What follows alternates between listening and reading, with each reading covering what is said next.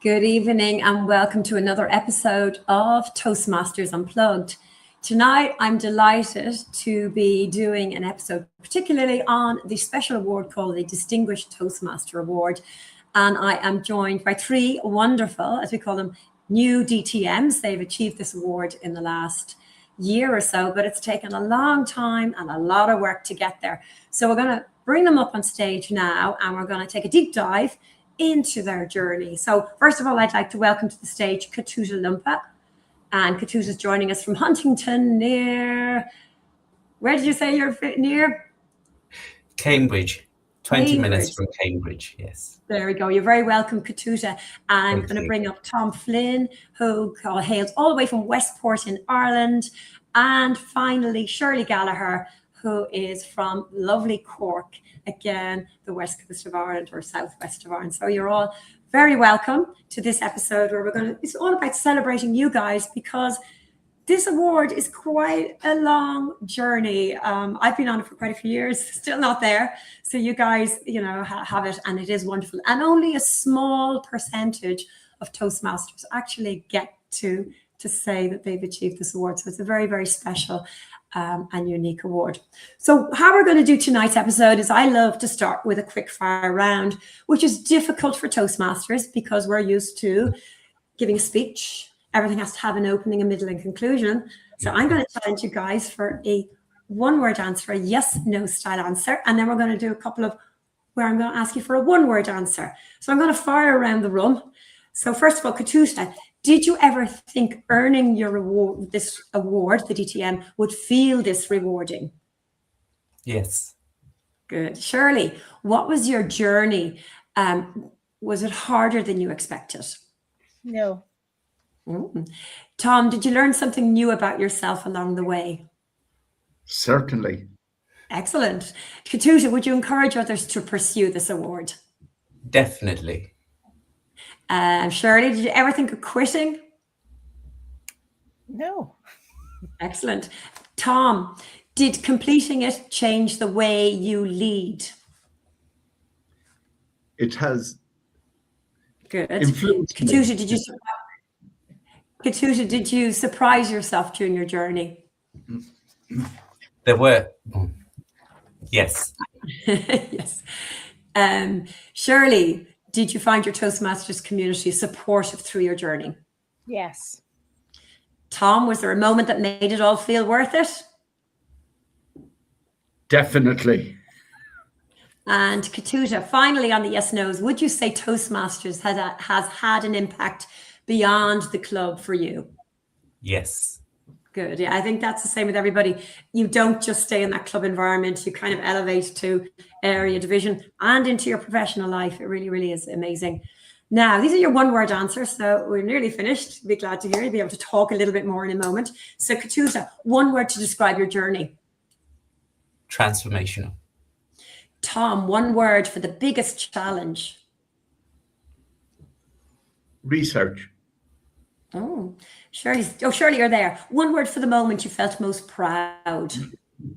Unboxing my Distinguished Toastmasters plaque. Oh my God. And I saw that. It was on social media. Yes, you were very excited about that. Katuta, one word for how Toastmasters has shaped you as a leader.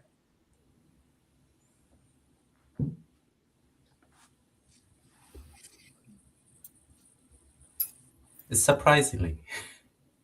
Very good. Shirley, one word for your secret weapon that helped you succeed. Laughter. Good. One word for your biggest takeaway, Tom. 1%. Interesting. And Katuta, one word to inspire someone starting pathways. Now. Very good. For anybody listening who isn't a Toastmaster, Pathways is our education system. So it's where we all start and we have lots of projects and then we get all excited and we want to do more and more and it takes us in all different directions. So yes, you're right. Get started because that's the biggest step. And Tom, one word to describe how you feel now as a distinguished Toastmaster. learned. Very good. And Shirley, finally, one word that sums up leadership in your journey. Enjoyable.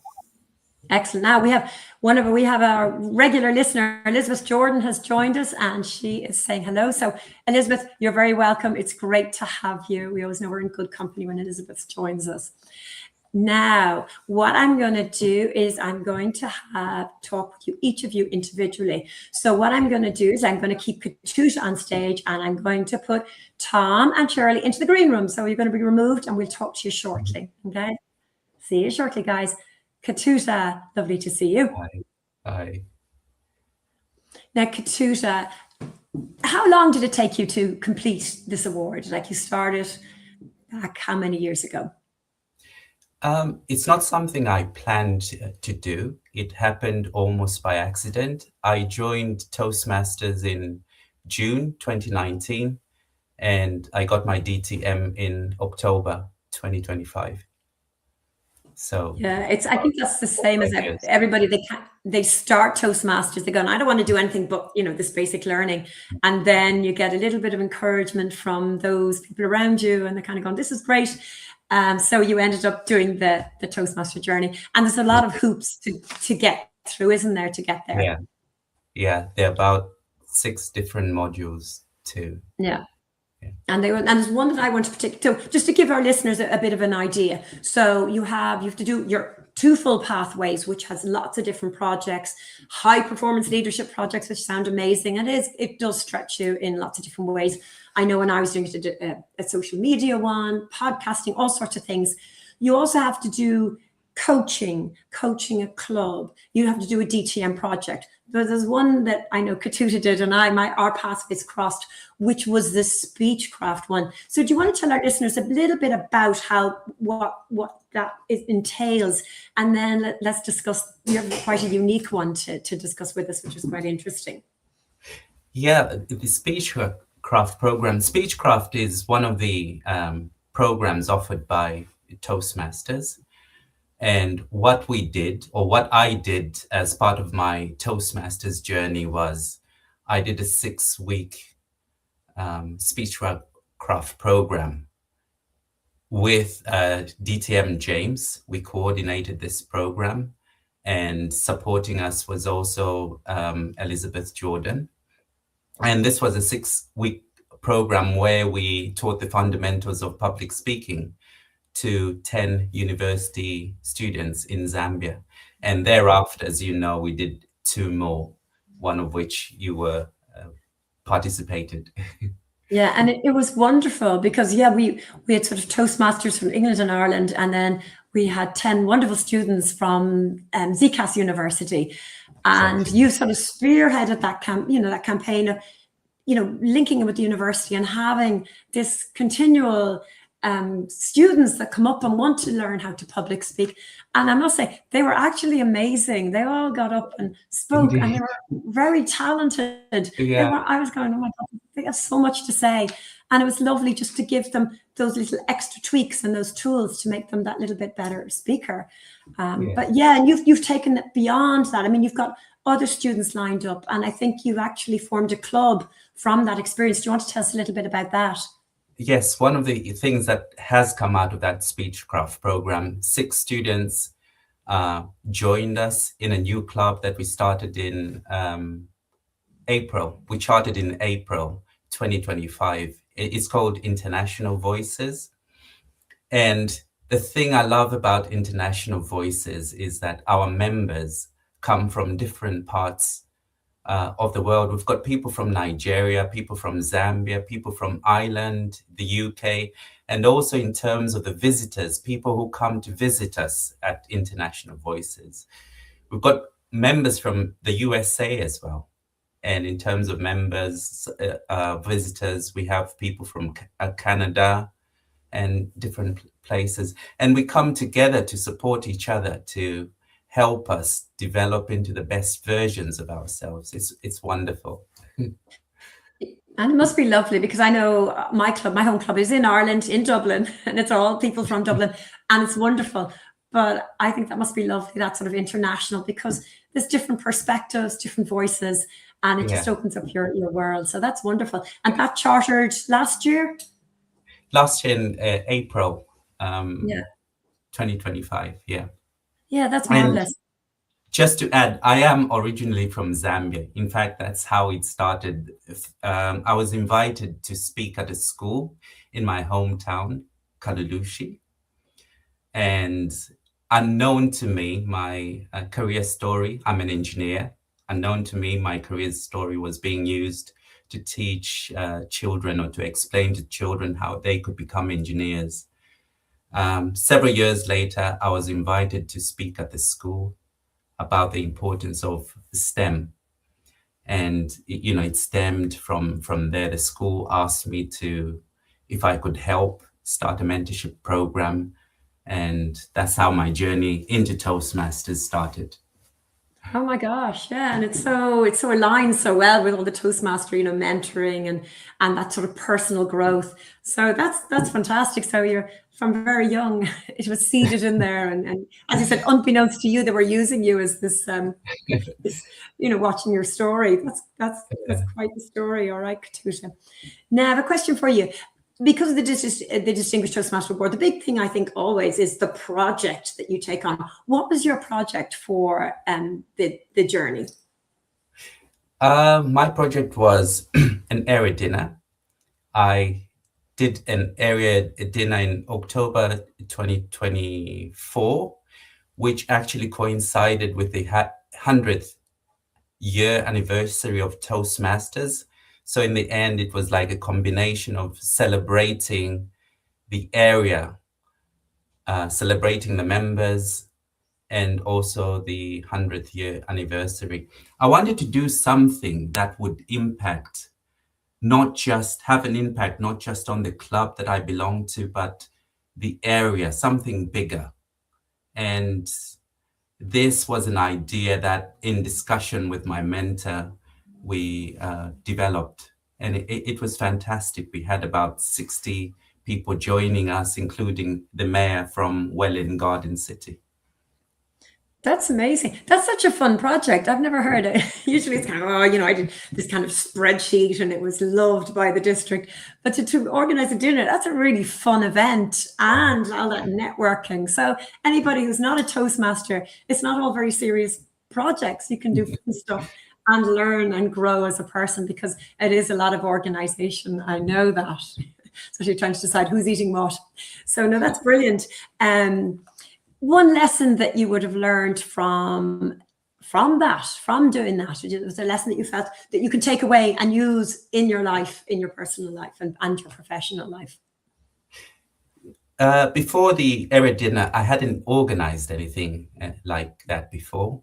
And I didn't even know where to start. But this is the thing, for example, earlier on when you asked me a question about when to start, and I said now. That is something that I learned, that you've just got to start. And there were people there to help me, to mentor me, to support me. The area came together. In actual fact, it's one of the things that inspired my DTM project. As area director, I was area director for Area 20. I wanted to do something that could help us come together, the 5 clubs in the area. And that indeed did help develop friendships, relationships in the area. Yeah, and I also think, I know Katuta and myself were talking before we went on air, and we were saying, like, it's great, you can practice real life things. So if somebody said to you now in your professional life, you know, we need to organize this, you'd be able to put your hand up because you've had a practice run at it.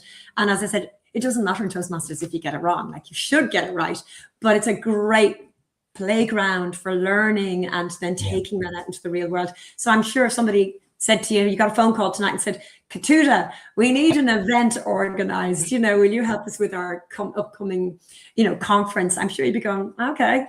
Would you feel confident? Yeah, definitely. This is what I love about Toastmasters. You know, it doesn't matter what it is. There's always something new to learn, always someone to learn from mentors, articles. There's always something that you can learn and someone always to guide you on the journey.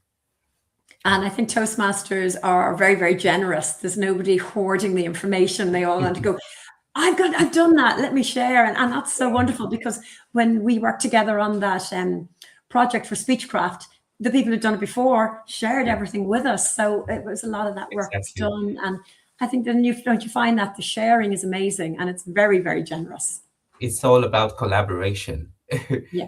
Community collaboration, celebration at the end of it all as well. Yeah, that's it. So listen, Katuta, that's us done for our one-to-one. But listen, thank you so much. And I wish you all the best going forward with ZCAS and seeing more Speechcrafts coming from it, because it benefits, as this is one of our things we have to do to achieve the Distinguished Toastmaster Award. But it's also something that the people going through the program will benefit from, and maybe they become a Toastmaster. So Katuta, that's brilliant. I'm going to bring Tom up on stage now, and I'll see you back for the panel discussion. Okay. Tom, how are you? Oh, delighted to be here. Thank you very much. Right. I added you and took you off there. So it's lovely to see you. Now, there was a question I asked you and you said 1%. I was like, oh, I must come back to that. Can you remember? Was it the question? Oh, yes, indeed. Yes, indeed. As a distinguished Toastmaster, now I can call myself that, I understand that all DTMs are part and parcel of roughly 1% of the Toastmaster membership globally. So that's where the 1% came in, and I'm really chuffed to know that we are, in a way, kind of exclusive, but not to the extent that we're untouchable. Of course not. But it's nice to know that we're part of the upper echelons, shall I say, of leadership, or have attained at least that level. So that's where the 1% came in, Olga. Very good. Yeah, no, it is really impressive.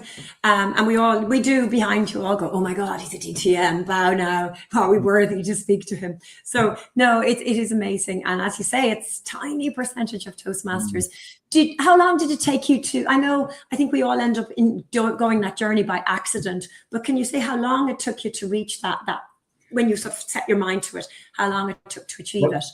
Well, I never actually thought about the DTM, because to me, that was something that somebody else always attained, but never Tommaso Flying.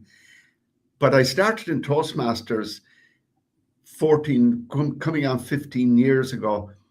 And I've never wavered in my belief and determination to progress along the walls from the old system and right into pathways. And I'm not too sure exactly where my journey is going to take me from here on in, because I have basically completed all the pathway projects that are there. But I have become very, very self-assured now when I stand up in front of a room full of strangers, and I've no problem whatsoever in speaking on literally any topic. And I'll give you an example. December 2024, I was in New York and I was invited to a reception.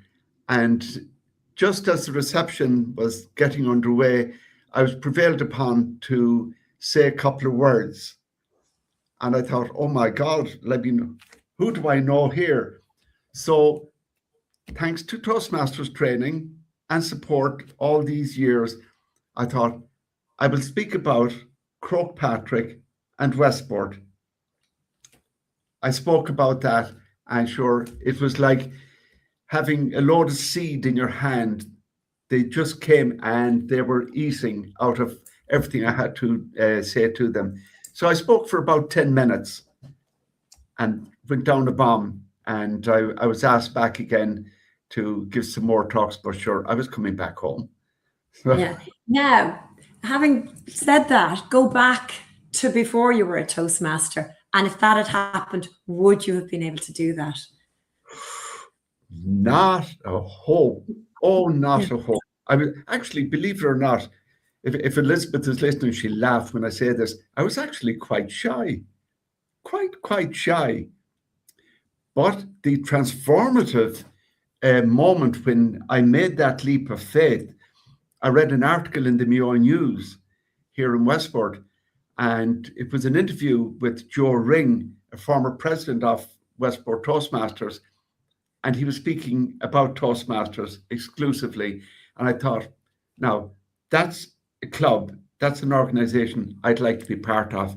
And very soon afterwards, I went in, I signed up. I didn't even go in for an introductory meeting. I just went in and signed up, and that was it. Converted on the spot. Yeah. I know. It is. It's amazing. And as you said, it just changes how you are, your person that you present to the world, and how you are yourself as well, and your attitude. And I always call it, it's a real mindset. It changes that mindset that you have about yourself. And I think anybody listening who's not a Toastmaster, well worth exploring. Tom, I have a question. What did you do what was your project for the journey? Well, I did so many, but the one in particular that I'm very proud of is the fact that I compiled a handbook for the public relations officers in Toastmasters, and I presented that in 2 sessions at Toastmasters Club in Bray in County Wicklow during the COVID period. And I was really excited about that, because up to that, I wasn't aware of the existence of any specific little booklet that would be helpful to public relations officers for Toastmasters. Now there's one there, and people can tune into it if they can find it. I don't actually know where it would be online or anything, but certainly it would take me some searching. But if somebody were to ask me to send them on a copy, I would have to do some searching out through all my emails and everything like that to dig it out and send it on. But it was good. It was well worth it. I learned an awful lot from it, an awful lot. Yeah, it's quite an undertaking, because social media changes so quickly. I know, you have LinkedIn and TikTok now, and it's changing all the time, as keeping ahead of that. So it'd be lovely to revisit your booklet, and I'm sure, it might need to go up to date a little bit, but, there's a lot of work goes into that, and how to, choosing your audience, who are you gearing towards? And I'm sure those are the types of questions you ask. So would you say that's the project you were most proud of? Yes, that would be the project I was most proud of. Now, I did give a Speechcraft course over 7 weeks in Rice College here in Westport, and I was very, very proud of that. But then I would say that, wouldn't I? Being a retired teacher and all of that. And I just love the classroom floor. I love the interaction with the young people. They were all transition and leaving cert students. And I just love that kind of an atmosphere, because I felt I was almost like a missionary sowing the seeds for future growth and development, so that the young people, when they would finish in university, mind you, I did put a number of them in touch with people in universities who are involved in Toastmasters, and I hope that they followed through on that and became Toastmasters themselves. Yeah, no, it's quite a difficult audience. I once did it for a transition year boys class, and I can tell you they were a bit bold. And I'm going, oh my God, how do you do this? So you obviously have a knack that transcends the different age groups. So that's brilliant. So did you had them listening and attentive and not messing? Yes. Oh no, absolutely no. In fairness, they were great young people, absolutely fantastic young people. I told them what I was going to do, and I told them that they would be involved. And I said, you're going to be like soldiers. I'm going to call for volunteers. And I said, none of you are going to volunteer for the roles. So I said, I'll be picking people from amongst you to participate in the following week's meeting. And it worked out a dream. Great young people. I couldn't say enough about them. Fantastic. That's fantastic, because we often get inquiries at our club and I go, oh my God, I'm not volunteering again. But next time I will, and I will be calling on you to guide me to make these youngsters like me. So no, that's brilliant. Now, one last question for you. What would you say, any skills or strengths that you discovered in yourself that you didn't realize that you had before you started this journey? Now, that's a very interesting question. And I'm going to answer it this way. I was in Manchester. Well, I've been in Manchester quite a few times over the years, but going back, oh gosh, about 25 years ago. And I was visiting a friend of mine who is now retired, who's a professor of politics there in Manchester Municipal University. And he brought me into the university and into this lecture hall, and he went up and he whispered something into the professor's ear that was delivering a lecture. And then he came back to me and he says, I want you to stay here. I'll be back at the end of the lecture and I'll collect you and we'll go off somewhere for a bite to eat. Well, of course, he didn't come back. But what did happen was that the professor came down to me and he says, I understand, he said, that you're a research officer with the Central Statistics Office in Ireland. And at that time I was. And I said, yes, I am. Well, he said, my next lecture now, he says, following on, starting in a few minutes, is on statistics. He said, would you like to take the class? And I said, what? I'm not even a teacher. But he said, you're on the ground, and that's what makes the difference. So there I was, speaking way about statistics and statistics gathering and the culture and the environment in which I was working, and pointing out the importance of statistics when it comes to the national budget and all of that. And I couldn't believe it. I was speaking to men and women, civil servants, teachers, police officers, you name them. Me, without any qualification, speaking to them and them listening attentively and making notes. So I think from that, I just progressed slowly but surely towards where I am today. And on so many levels, I can say that really was the making of me, speaking without notes, with no preparation, to a classroom full of highly qualified men and women, and they appreciated what I delivered to them. So that was my road to fame, I suppose, in a way. That's an amazing moment. I mean, for anybody listening, that's a dream, you know, that you can just, they ask you to do this and you go, yeah, I'll give it a go. And, you know, it wasn't the transition year students this time. It was that huge, as you said, a very professional and qualified audience. That's amazing, Tom. And there you are. Anybody listening who's not a Toastmaster, that's the transformative experience that one wants to have. It's not just something that's kind of nice. That is a big, you know, is that mindset, that ability, that learning, that personal growth. So, Tom, thank you very much. I'm going to have you back from the panel, but I'm going to get Shirley up onto the stage now. So you're going back to the green room for fun. Hi, Shirley. How are you?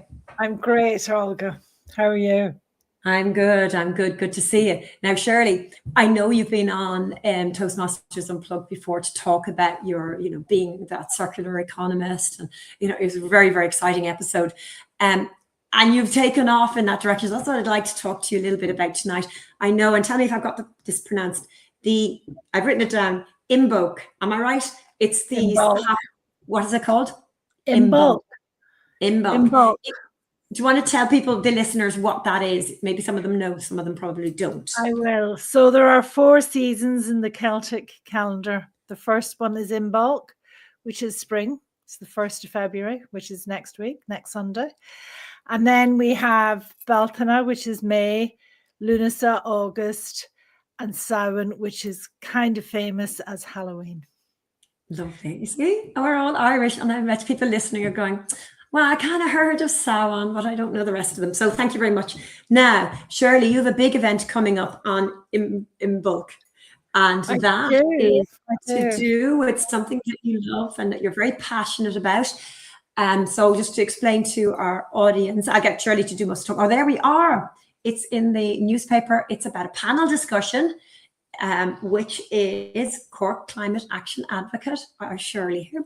And she is going to be talking with, it's a whole panel discussion with similarly minded, all women, but it's women podcasters, and that's what's unique about it. And it's people who put podcasts together to do with climate change. And Shirley's one just was very exciting. It's about the sounds of the sea. So can you tell us a little bit about that podcast, first of all? And I know it was learning about sustainability and how it can affect day-to-day lives by leveraging the sounds of the sea. Was that it, or something to align with? Exactly what it was, Olga. So I suppose the piece in the paper was by the journalist Colette Sheridan. The paper is the Evening Echo in Cork. It was in today's paper, but it's also on Echo online. And the event that we're having is a live audience and a recording of a panel discussion for Voices for Climate Action. So myself as a Toastmaster will be there because I was one of the Voices for Climate Action, but also Moira O'Brien and I are on irishtalkers.com, which is a podcast all about Toastmasters. Currently, I think in its 12th year, over 500 episodes, nearly 300,000 downloads. And Moira's going to be the moderator of the session. And you mentioned that it was all women. So it was all women in Voices for Climate Action. So this was an Erasmus Plus, an EU funded project. And we went to Greece to learn how to podcast. And it was all about the climate change. So Olga, you probably remember that I take waste batteries, I test them. If they're good enough to go again, we put them in a new system that we digitally remotely control. So my focus when I went to Greece was all about batteries and how to get a podcast around batteries, because I do sustainability in my day job. And then that night we were in Xylocastro, which is a beautiful little village on the shores of the Corinthian Gulf. It's about 2 hours north of Athens. And we're walking back along the shores with from dinner to our beautiful hotel, which is Daphne's Club. And it was wonderful, about 30 meters from the sea. And we're walking back in the midnight. We've got a strawberry moon, which is quite red and pink and huge. And I could hear the shh of the shingle on the shore. And that made me think, actually, I want to do it about, what the sea means to me and the whole evocativeness of sustainability. The reality is that we throw most things away and a lot of it lands in the sea, and how, we're treating the sea as a toilet and how to protect it really. And, what it means to us as people that are connected to the sea. So that was my kind of concept for Sounds of the Sea. And I had a wonderful on our last night before we left, I had a wonderful conversation with Natalia Oberg from Vienna. And Vienna, in case anyone doesn't know, is in Austria. Austria is a landlocked country. But Natalia told me on the podcast about her experience, her first time seeing the sea when she was a child. And it's really lovely to listen. That's incredible. Just to mention to our audience that Shirley was into climate change long before it was a thing. You were way back into this. You were into circular economy, aren't you? Wasn't that your original qualification? It goes way back beyond before. Way back, Olga. So I suppose I always say, I got into climate change when I was a teenager, when the Chernobyl accident happened in 1986. I was pregnant and I was thinking, what am I doing bringing a child into this crazy world where, nuclear bombs can go off? and you don't know what's going to happen. So that started my environmental journey. So I did a degree in chemistry and biology, and I was going to become a teacher. I was loving listening to Tom about the teaching. But I decided I couldn't do the same subject year in, year out, even though I would be, changing children's minds. I felt mine would be too static.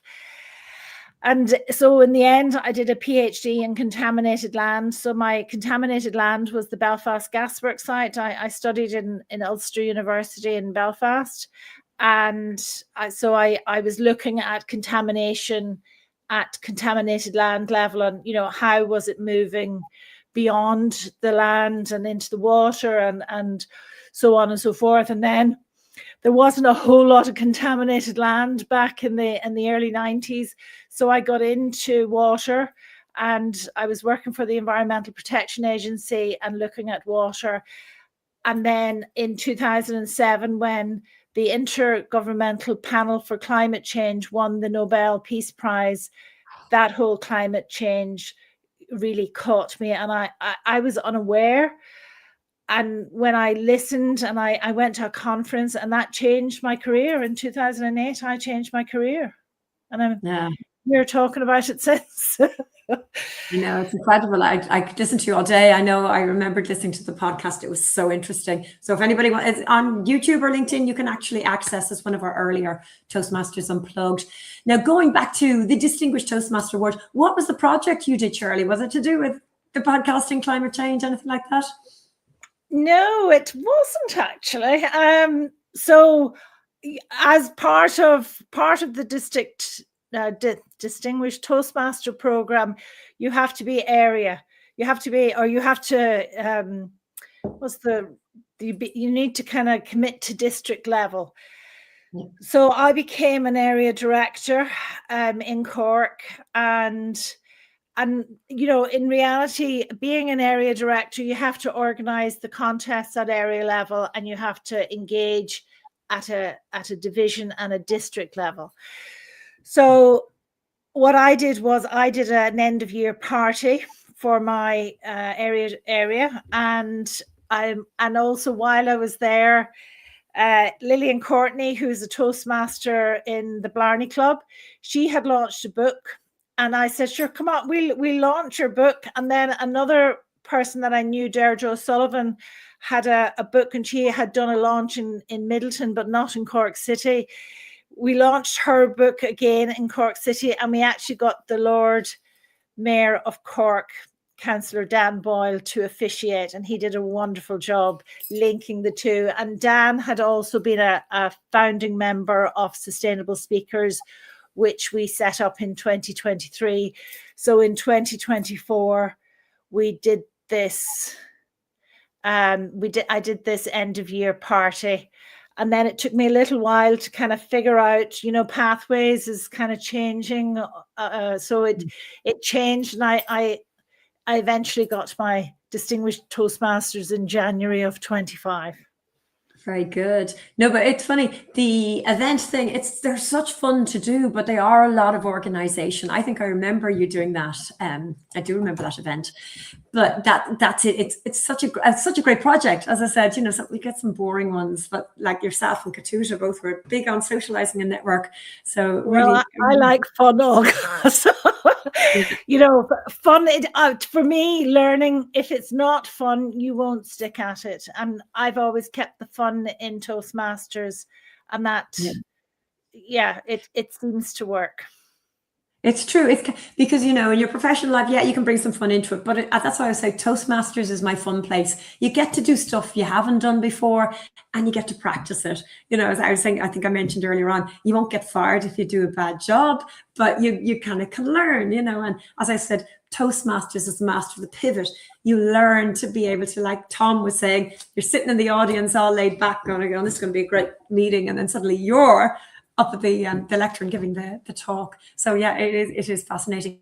And tell us about, I was just going to say, and Toastmasters is a safe space to learn, Olga, which is the critical thing.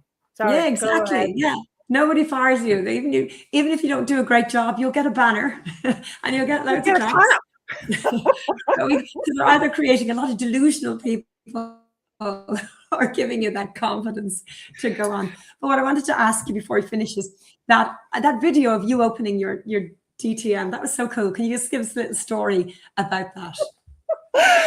That was so funny, Olga, because Paul O'Mahony, who's a co-presenter on irishtalkers.com on the podcast that I do with Moira and Paul, he lives very close to me and we frequently have coffee together. And I was waiting for a new modem. I had changed my telephone and this is what I was expecting. So I had got a box, and then I had got this box, which was, about this size, and then I get all excited because I realize it's my Distinguished Toastmaster plaque.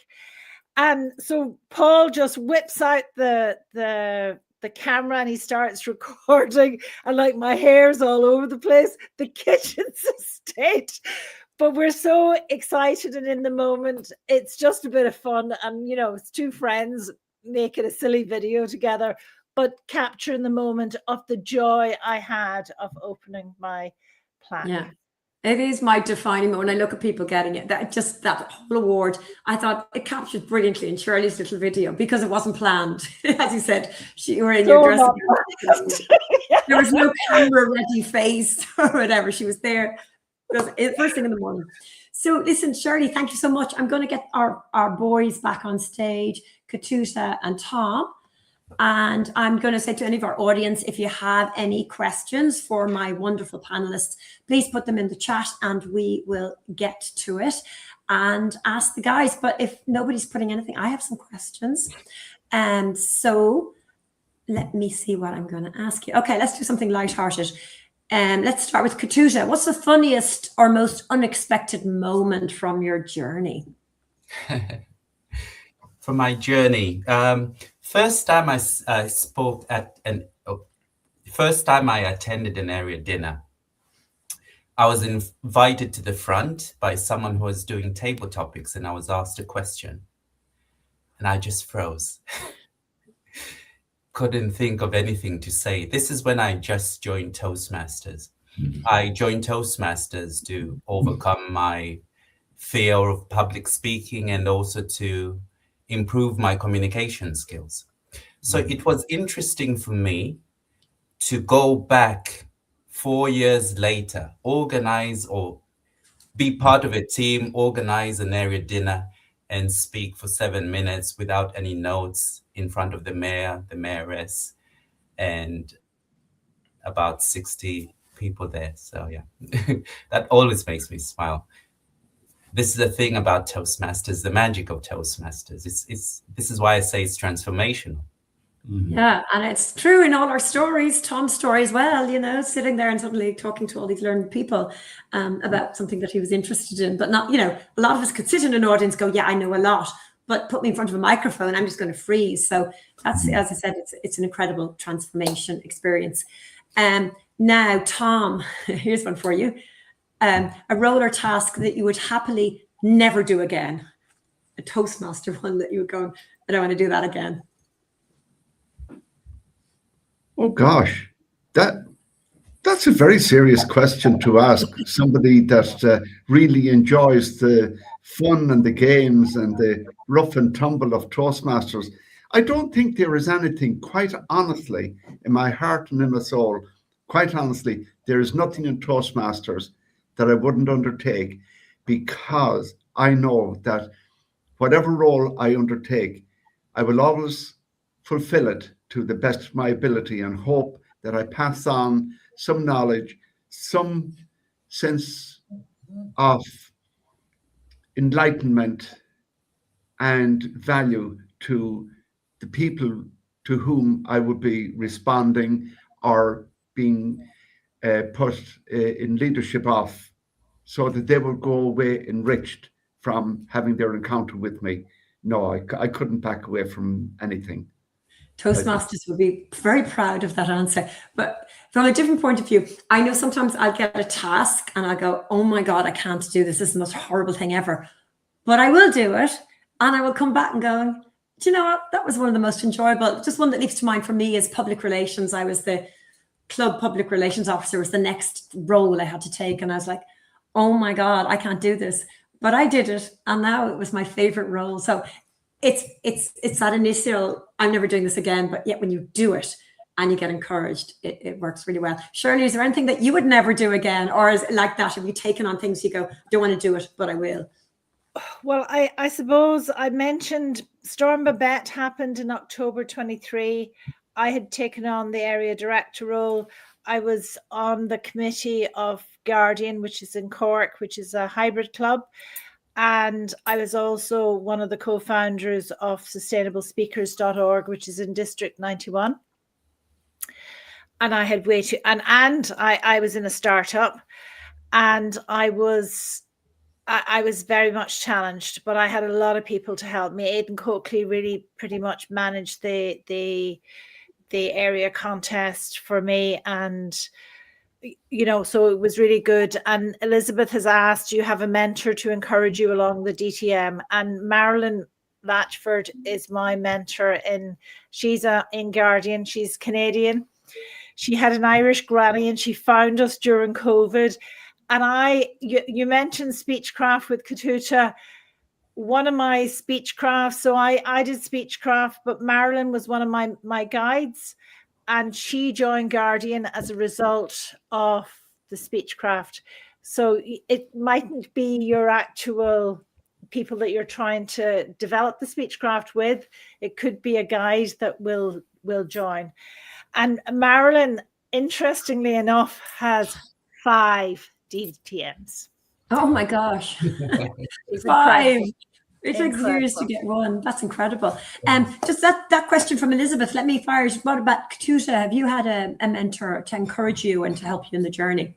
Yes, definitely. Yes. Brilliant. Did you want to reveal who it is, or the secret identity? Well, quite a few mentors, including Elizabeth Jordan herself. She's been there right from the start, and Steve Campion as well. Excellent. Yeah, no, it's brilliant. Elizabeth, yes, you're very famous. Elizabeth has helped me as a non-official mentor. She's incredible. Now, there's another question from Howard.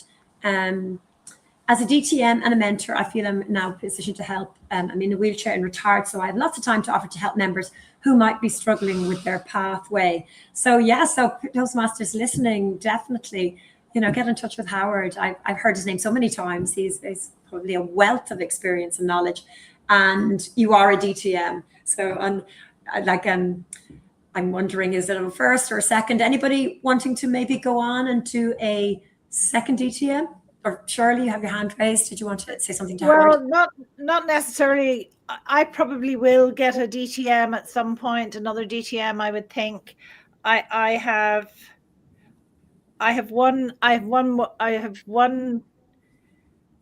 another. I'm on my 4th path. But Howard, if you would like to send your contact details, I'd love to connect you, because we've got 8 new members from September, and I'd like to get them mentored. And you mentioned, Olga, about pathways. I don't give my members a choice. I'm currently Vice President for Education, and people join and they automatically get connected to pathways. And, and that's how we encourage them to keep going on through pathways, and they're really enjoying it. And it's great to see the growth in people. Yeah, and just to say about pathways, it makes, when you join a club, you want something solid from it. So some people join for fun, but a lot of people join to get that edge on public speaking. And pathways is a lovely structured way to do that. It takes you through all sorts of challenges. I remember one that stands out for me is the speaking in front of an audience where they can heckle you. So it's quite a funny one to do, but it is actually good, because there will be that time when you have these people who are at odds with you, from the audience. I have a question, Tom. What would you say to somebody, listening? They might say, "Oh, I'm not doing that. It just takes too long. It's too many steps." What would you say to them to encourage them? I would advise them to take it easy, to study the landscape, and to be very selective in the type of speech or research that they want to engage in. By not putting a burden or a weight on their shoulders, but allowing what they want to achieve to come to them naturally by being interested and knowing that at the end of their journey, there is this DTM accolade awaiting them, and to know that they're going to be a part of that almost 1% in the world, in the Toastmasters world. That is something well worth going for in a structured way and in a relaxed way, and being yourself.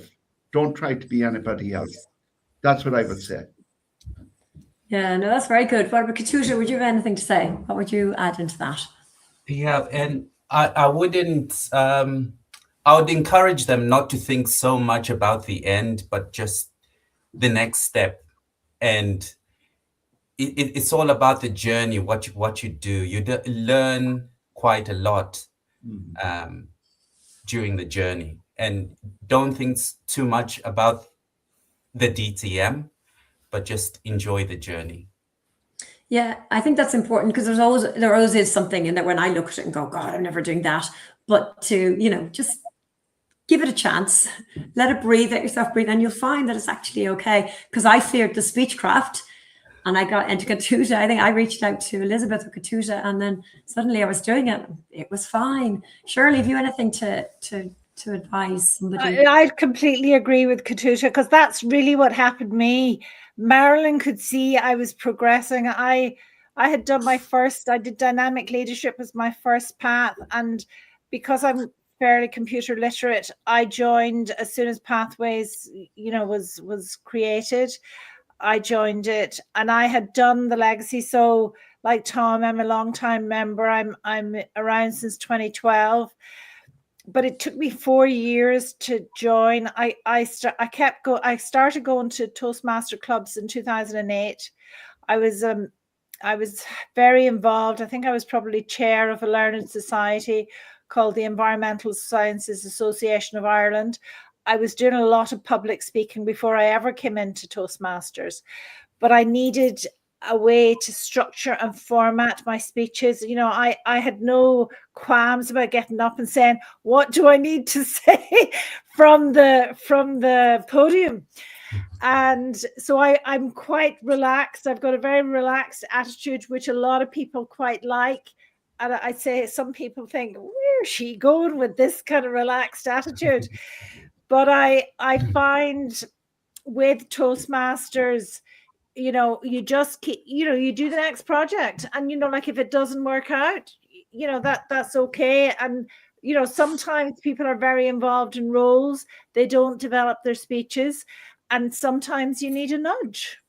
So what I try and encourage my members, so as I'm VPA this year, I'm encouraging everyone to try and get at least one level, and that it integrates everyone. So I've actually, my schedule on Toastmasters, or on Easy Speak, I have that scheduled to May, and I've trained everyone in how to use it so that they can tweak it or work around, and that seems to be working. So that's amazing, because a lot of clubs are doing the next week's one this week, so that's really good planning.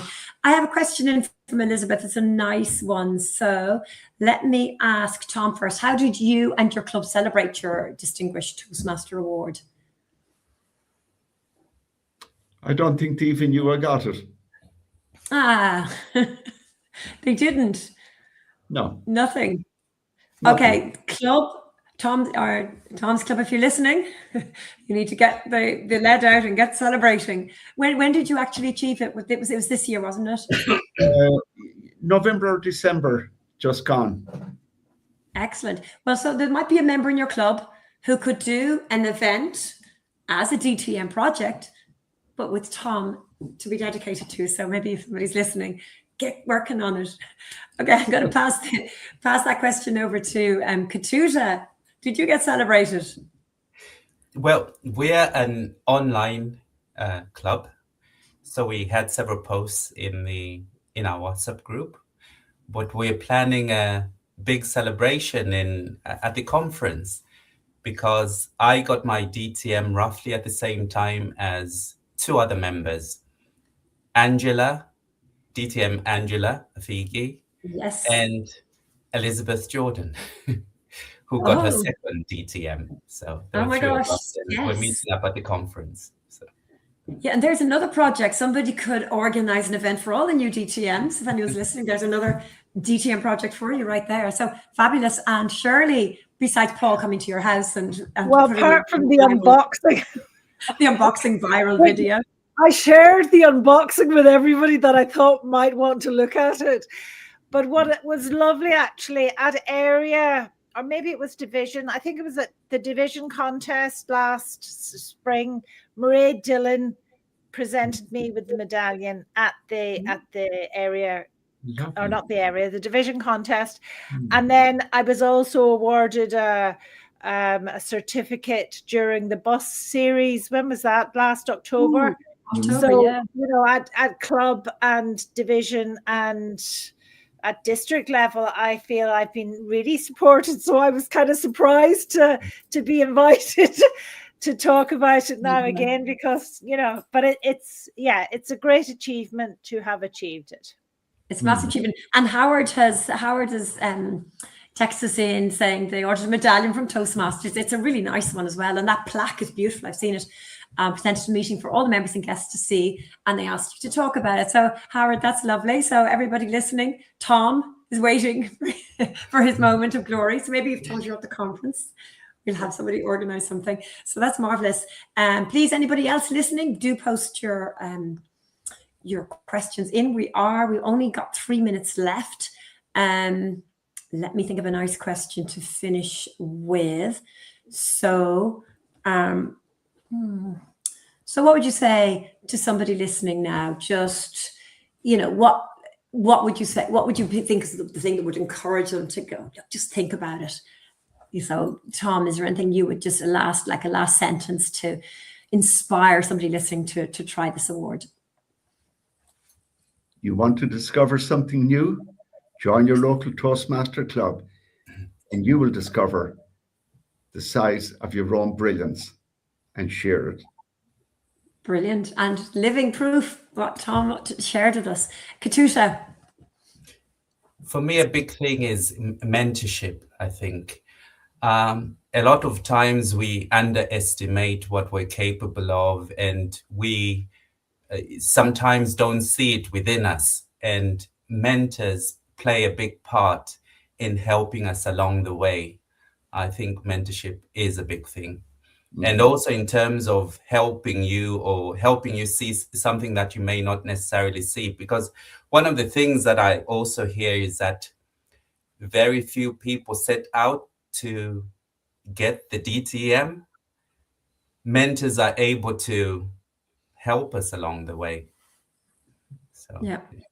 No, I think it's brilliant. And Shirley, a lasting comment? What I would say is think about, particularly if you live in Southern Ireland, you know, the conference, the District 71 conference is in Tralee this year. It is early May, which is really good because it normally clashes with another event that I go to. But think about going to the conference, because the conference, you get to listen to wonderful speeches. There's lots of workshops. You meet different people from all around the place. And what I would say is, you know, like it very much, I was at the Cork one, when was that, 2018, Olga? And that really encouraged me to, you know, I joined Pathways very early on, and it just kept me motivated to keep coming back. Yeah, and I second that. The conference, it's going to be super this year. And as you say, great speakers, great contests, and the networking. Like a lot of people say, they go there for the friends that they've met, and they probably only meet them maybe once a year at the conference, but it's that good. So I just wanted to thank my wonderful panelists, Shirley, Katusha, and Tom, and to congratulate you and celebrate the fact of this huge achievement that only 1% of Toastmasters have. So it really is something special. So Toastmasters Unplugged will be back in February. We're going to talk about artificial intelligence, our favorite friend ChatGPT, and how we can collaborate, not that it's going to take over, but how we can collaborate. And then in March, we are doing one on inclusion. So lots of exciting things planned.